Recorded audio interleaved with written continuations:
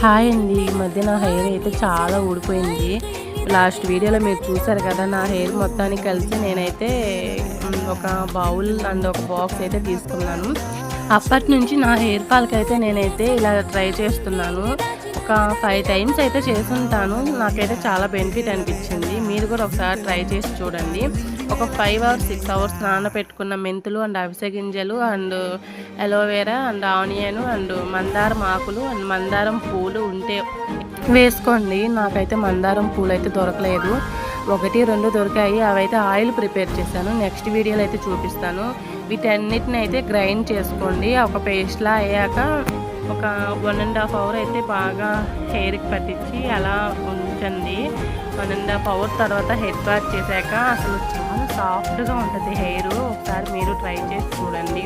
నా హెయిర్ అయితే ఇది పేస్ట్ యూజ్ చేసిన తర్వాత నుంచి చాలా బాగుంది. వీడియో నచ్చితే సబ్స్క్రైబ్